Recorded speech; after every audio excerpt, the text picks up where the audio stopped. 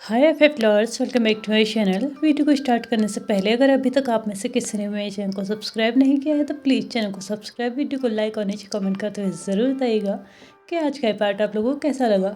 तो चलिए there secret life के नेक्स्ट पार्ट को स्टार्ट करते हैं। और थैंक यू सो मच कि मेरे फर्स्ट पार्ट में बहुत अच्छा आप लोगों ने रिस्पॉन्स किया है। तो चलिए नेक्स्ट पार्ट को स्टार्ट करते हैं। लास्ट पार्ट में हमने देखा था हमने क्या देखा था, हमने बस इतना देखा था कि विंग और वांग जी का इंट्रोडक्शन। तो हम लोगों ने देखा था कि विंग और वांग जी अपने ऑफिस के अंदर एंटर कर चुके थे और साथ ही एक साथ सब वो एक बार में ही सभी लोगों को गुड मॉर्निंग विश कर चुके थे। जैसे जैसे वो आगे जाते रहते थे वैसे वैसे लोग उन्हें ग्रीट कर रहे थे, बो डाउन होके, मतलब हल्का सा बो डाउन होके उन्हें मॉर्निंग विश कर रहे थे। वांग जी का फेस जहाँ तो अभी भी बिल्कुल कोल्ड था, वही विंग अपनी स्वीट सी स्माइल के साथ उन सभी को रिप्लाई कर रहा था। भले ही फेस उसके मुंह से शब्द तो नहीं निकल रहे थे क्योंकि वो भी अब वांग जी के साथ ही पहले ही सभी को एक साथ ही गुड मॉर्निंग विश कर चुका था। जैसे ही वो दोनों अपने केबिन के आगे पहुंच चुके थे, यानी कि विंग और वांग जी दोनों ही एक बड़े से केबिन में रहते थे या काम किया करते थे। हाँ, वो जो रूम था वो ट्रांसपेरेंट था, यानी कि शीशे के दरवाजे उस पर लगे हुए थे, वॉल भी उसके शीशे के ही थे, जिसके चलते विंग और वांग जी अपने पूरे एम्प्लॉयज़ पे भी नज़र रखते थे और साथ ही साथ पूरे के पूरे एम्प्लॉयज़ भी अपने बॉसेस को अच्छे से देख सकते थे, यानी कि विंग और वांग जी को अच्छे से देख सकते थे।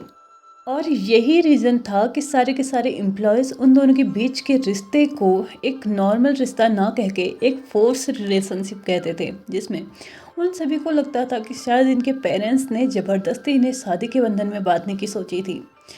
क्योंकि उन लोगों ने इसी के जरिए देखा था कि कभी भी विंग और वांग जी मतलब काम के अलावा कभी भी एक साथ बैठे नहीं हैं, एक्सेप्ट ओनली जब उन्हें खाना खाना होता है, अपने ब्रेकफास्ट और लंच के टाइम पे ही वो दोनों एक साथ बैठे रहते हैं। उस टाइम पे भी वो बस खाना ही खाते हैं, उसके अलावा कोई बात नहीं होती। अगर बात होती है तो वो भी इतने पोकर फेस होते हैं उन लोगों के, या फिर सीरियस फेस होते हैं कि सामने वाला इंसान अच्छे से गेस तो कर सकता है कि इन दोनों के बीच में कोई लवी डबी बातें तो नहीं हो रही हैं।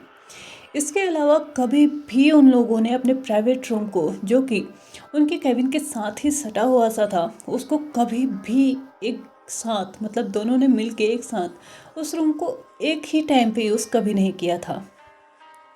ये भी एक बहुत बड़ा रीज़न था कि उन लोगों को मतलब धीरे धीरे लगने लगा था कि शायद इन दोनों का बिहेवियर तो एकदम नॉर्मल है, यानी कि जैसा वो दोनों हम सभी के साथ बिहेव करते हैं वैसे ही वो एक दूसरे के साथ भी बिहेव करते हैं। लेकिन जैसे कि सभी की एक उम्मीद थी कि ये दोनों जैसे ही एक दूसरे की लाइफ में एक अहम हिस्सा हैं या एक अलग जगह उन दोनों के दिल में इन दोनों की होनी चाहिए, वो शायद कहीं से भी कहीं तक पूरे के पूरे एम्प्लॉयज़ में से किसी को भी नज़र नहीं आती थी। वांग जी तो अपने केबिन के अंदर एंटर कर चुका था, लेकिन विंग था जो कि अभी मिस ली के पास जाके उनसे बात करने वाला था, क्योंकि वो सारे के सारे एम्प्लॉयज़ मिलके, या ये कहो कि वांग जी और विंग के साथ मिलके सभी लोग एक बहुत बड़े प्रोजेक्ट पे काम कर रहे थे।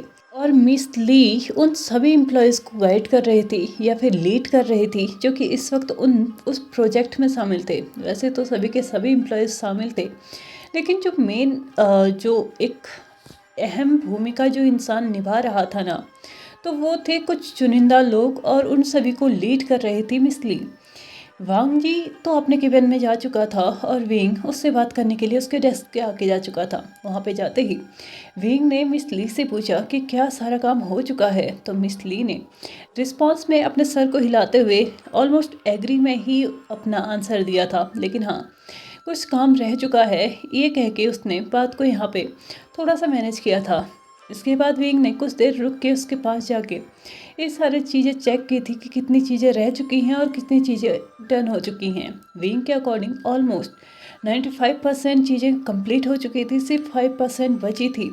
और अगर सब कुछ अच्छा चला तो लगभग शाम तक सभी चीज़ें कंप्लीट हो जाएगी और कल के दिन में ही उन सभी को इस प्रोजेक्ट के रिलेटेड मीटिंग करनी है, और वो भी आउट ऑफ कंट्री से आने वाले क्लाइंट्स के साथ। इसलिए विंग सब कुछ पहले ही पूरी तरीके से कंप्लीट चाहता था।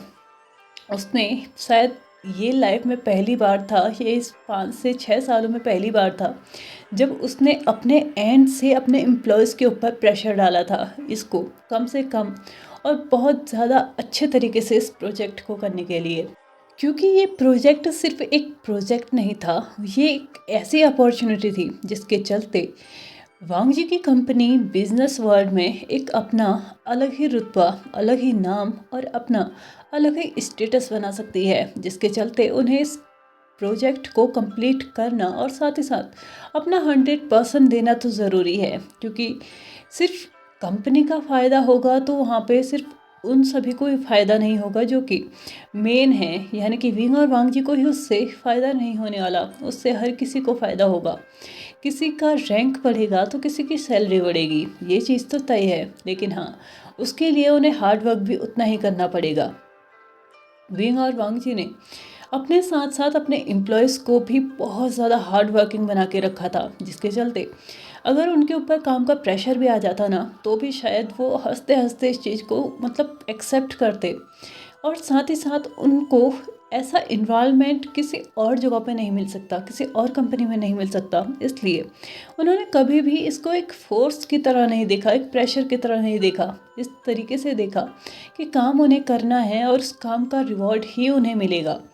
यानी कि अगर वो चाहते हैं कि उन्हें रिवॉर्ड मिले तो ऑफकोर्स सी बात है, उन्हें हार्ड वर्क तो करना ही पड़ेगा। वांग जी सॉरी विंग फाइनली ये कंफर्म करने के बाद कि ऑलमोस्ट काम पूरा हो चुका है, वो भी केबिन के अंदर जा चुका था और अपनी सीट से स्माइल के साथ वो एंटर करता है अपने केबिन के अंदर।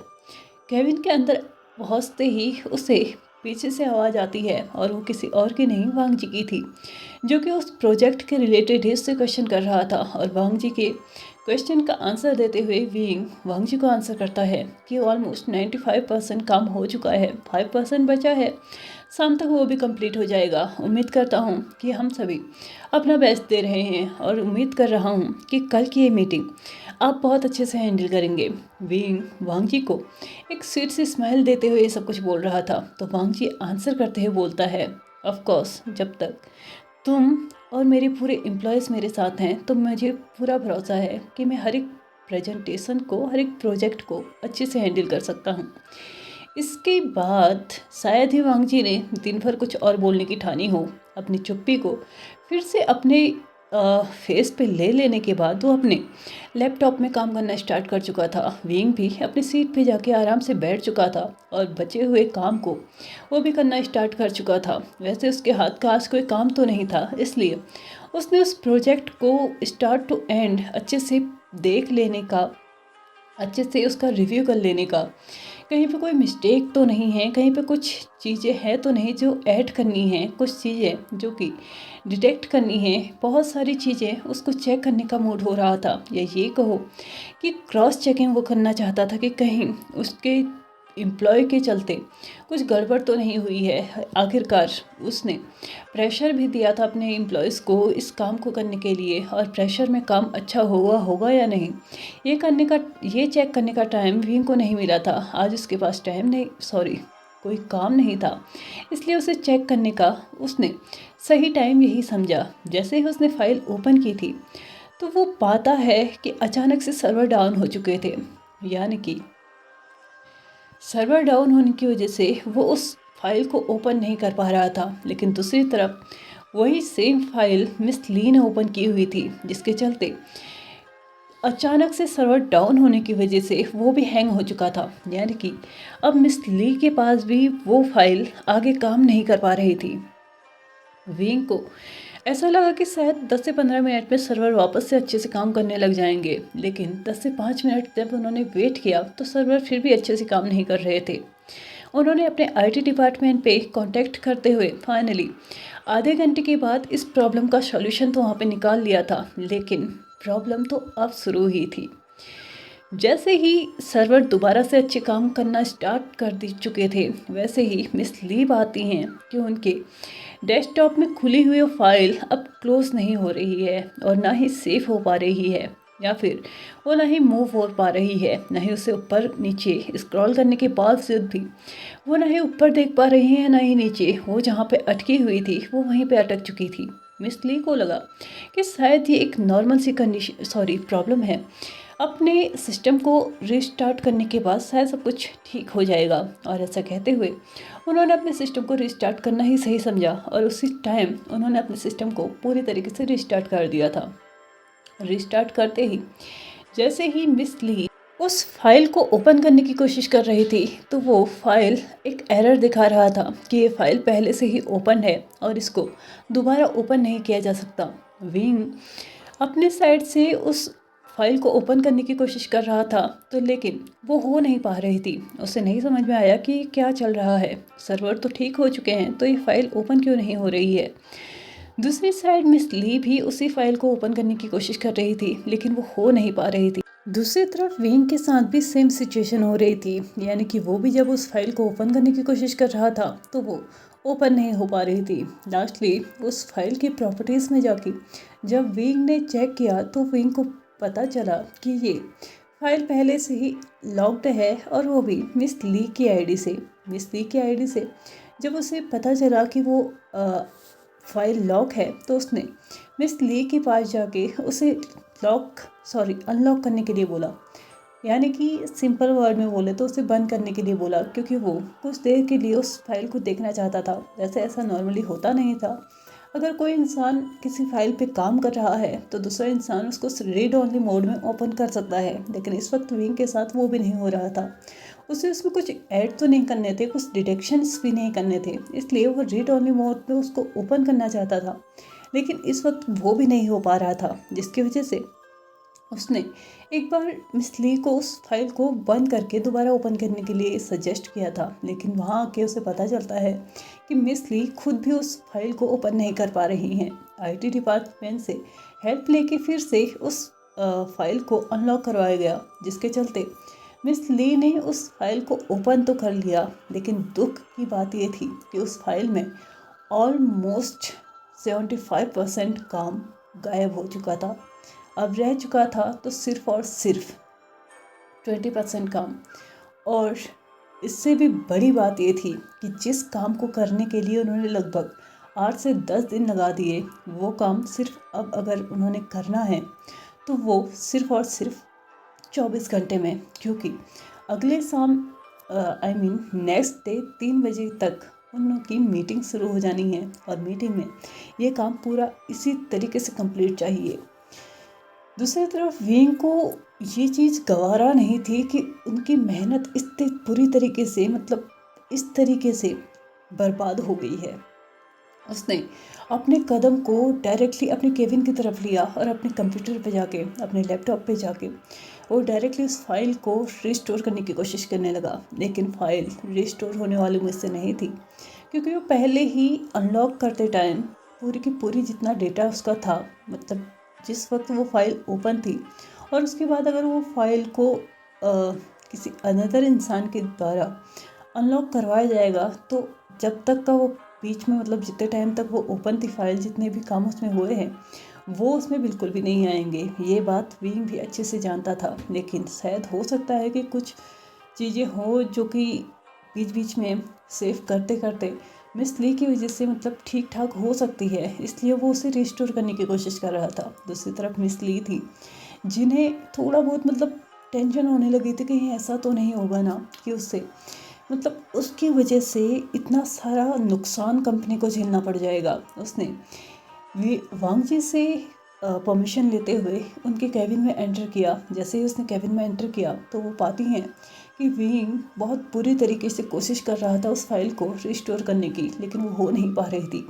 मिस ली ने भी अपने साइड से थोड़ी सी कोशिश करने की कोशिश की, और उसने विंग को एक बार ट्राई करने के लिए बोल के उसका लैपटॉप अपने साइड को किया और वो ट्राई करने लगी, लेकिन कोई फ़ायदा नहीं था, क्योंकि मिस ली बीच बीच में सेव करना भी उसे भूल चुकी थी, इसलिए वो फाइल अब रिस्टोर होने का नाम नहीं ले पा रही थी।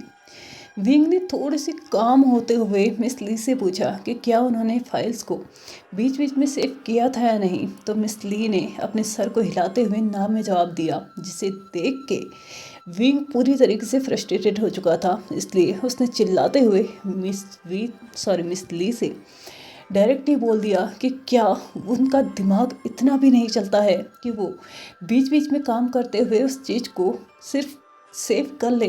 क्या कंट्रोल एस प्रेस करना इतना ज़्यादा मुश्किल है उनके लिए कि वो उस फाइल को सेव तक नहीं कर पाई। क्या आप जानती भी हैं कि आपकी वजह से हमारा कितना टाइम बर्बाद हो गया है, कितना पूरा डेटा बर्बाद हो गया है? क्या आप जानती हैं कि हमारे पास कितना टाइम बचा है और आप सोच रही हैं कि इस इतने से टाइम में हम इसको पूरा कंप्लीट कर लेंगे। विंग आगे भी उसे चिल्लाना चाहता था, लेकिन वो बीच में रुक गया क्योंकि किसी और के चिल्लाने की नहीं, लेकिन हाँ थोड़ी सी ऊंची आवाज़ उसे सुनाई दी गई, जिसके चलते उन्होंने अपनी बात को वहीं पे रोक दिया। लान वांगजी ने दूसरी साइड से विंग को रोकते हुए ये बोला कि अगर चिल्लाने से सारी प्रॉब्लम कंप्लीट हो जाती तो एक काम करो, 2-4 एम्प्लॉयज़ और भी अंदर बुला लो, वो भी तुम्हारे साथ चिल्ला लेंगे और सारी की सारी प्रॉब्लम सॉल्व हो जाएगी। ऐसा कहते हुए उसने विंग को तो चुप करा दिया और साथ ही साथ अपने आंखों के इशारे से उसने ली को, यानी कि मिस ली को वहाँ से जाने के लिए बोल दिया, क्योंकि वो अच्छे से जानता था कि विंग अगर उसे और भी ज़्यादा देखेगा तो वो और भी ज़्यादा फ्रस्ट्रेटेड होगा। वो विंग को भी इस वक्त गलत नहीं बोल सकता है, क्योंकि वो अच्छे से जानता है कि अगर इस प्रोजेक्ट में किसी ने सबसे ज़्यादा मेहनत की है तो वो विंग है। विंग ही एक ऐसा इंसान है जो कि इस प्रोजेक्ट को कम्प्लीटली लीड कर रहा था। हालांकि वांग जी ने भी अपने पूरे एफर्ट्स दिए थे, लेकिन हाँ ये सच है कि विंग हद से ज़्यादा इसमें इन्वॉल्व था।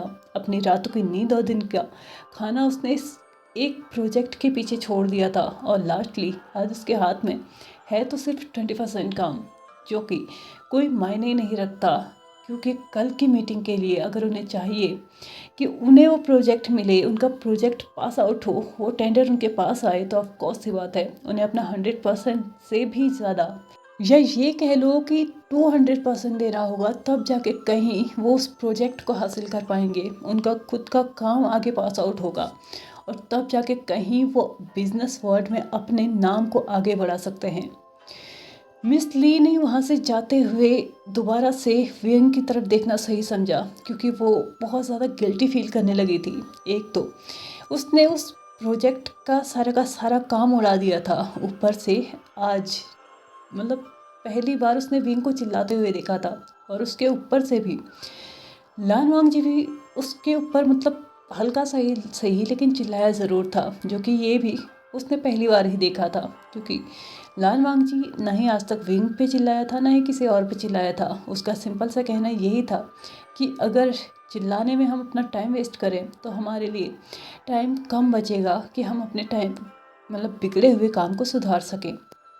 इस वक्त जैसे ही मिस ली बाहर जाती हैं तो लान वांग जी ने विंग के लैपटॉप को अपने हाथों में लेते हुए उसी की सीट में बैठ के उसमें कुछ करना स्टार्ट कर दिया। विंग को मतलब हद से ज़्यादा फ्रस्ट्रेशन हो रही थी, जिसकी वजह से वो बार बार अपने बालों को ना मतलब अपने हाथों से पीछे की तरफ कर रहा था। अपनी पूरी फ्रस्ट्रेशन वो अपने अपने आप से ही मतलब जैसे भी हो सके वैसे उससे बाहर निकालने की कोशिश कर रहा था। तो लान वांग जी ने फिर से उसे इंटरप्ट करते हुए बोला, मिस्टर वे, अगर आप इतने ही ज़्यादा फ्रस्ट्रेटेड हो रहे हैं तो मुझे लगता है कि आपको कुछ टाइम के लिए बाहर चले जाना चाहिए। अगर आप फ्रेश एयर लेंगे तो आपका माइंड शांत होगा। और हाँ, मेरी एक और एडवाइस सुनते जाइए, दोबारा किसी पे चिल्लाने की हिम्मत मत कीजिएगा, क्योंकि अगर आप किसी पे चिल्लाते हैं तो आप अपना काम सुधार नहीं रहे हैं, इवन दूसरों के ना दिल में अपने लिए डर और भी पैदा कर रहे हैं। अगर आप चाहते हैं कि जैसी आज आज तक आप इस कंपनी में रह रहे हैं, जिस तरीके की रेपुटेशन आपने अभी तक मेंटेन करके रखी है, तो उसे वैसे ही आगे भी बनाने की कोशिश कीजिए। और हाँ, अगर चिल्लाने से आपको आपका सॉल्यूशन मिल जाता है तो आप टेरेस पे जा सकते हैं और जितना चाहे उतना चिल्ला सकते हैं। मेरे सामने दोबारा मत चिल्लाइएगा, क्योंकि चिल्लाना किसी भी प्रॉब्लम का सॉल्यूशन नहीं है। ऐसा कहते हुए उसकी नज़रें अभी भी डेस्कटॉप पे थी और हाथ कीबोर्ड पे, और दूसरी तरफ विंग था जो कि लान वांग जी को देख रहा था और साथ ही साथ उसे कर्ज भी कर रहा था, क्योंकि विंग ही जानता था कि उसने कितना कुछ गंवाया था, कितना कुछ मतलब कितनी मेहनत की थी उसने, दिन रात एक कर दिया था। उसे सोने की, खाने की, पीने की, इवन बाहर वॉशरूम जाने तक का उसे टाइम नहीं मिला। उसने न जाने कितना कुछ किया था सिर्फ एक प्रोजेक्ट के लिए, और उसके चलते अगर आज कुछ खराब हो गया है तो वो चिल्ला भी नहीं सकता है, क्योंकि उसका आदर्शवादी सीईओ, जो कि न जाने कितने ज़्यादा आदर्श अपने आप में लेके घूम रहा है, वो उसे इतना अलाउ ही नहीं करता कि वो चिल्ला सके। विंग मतलब बहुत ज़्यादा फ्रस्ट्रेटेड था। वो अपने पाँव पटकते हुए वहाँ से बाहर जाके सीधे टेरिस की तरफ बढ़ चुका था। और दूसरी तरफ वांग जी इस वक्त विंग का ऐसा एक्शन देख के कहीं ना कहीं विंग पे ही नज़रें उसकी तो अटक चुकी थी। और दूसरी तरफ मिस ली, वो अपनी सीट पे जाके, अपने डेस्क पे जाके फिर से कोशिश कर रही थी कि वो उस फाइल को रिस्टोर कर दे। ये फाइल रिस्टोर होगी या नहीं ये तो मुझे नहीं पता, लेकिन मेरा टाइम हो चुका है इस पार्ट को यहीं पे ख़त्म करने का। तो चलिए फ्रेंड्स, आज के इस पार्ट को हम यहीं पे ख़त्म करते हैं। वीडियो पसंद आए तो प्लीज़ लाइक तो कर ही सकते हैं आप लोग, क्योंकि आप लोगों के लाइक भी बहुत ज़्यादा कम आते जा रहे हैं। इसी के साथ शेयर, सब्सक्राइब और कमेंट, प्लीज़ कमेंट करते हुए भी मुझे ज़रूर बताइएगा कि आज का पार्ट आप लोगों को कैसा लगा। तो चलिए, thank you so much for watching my video and bye bye.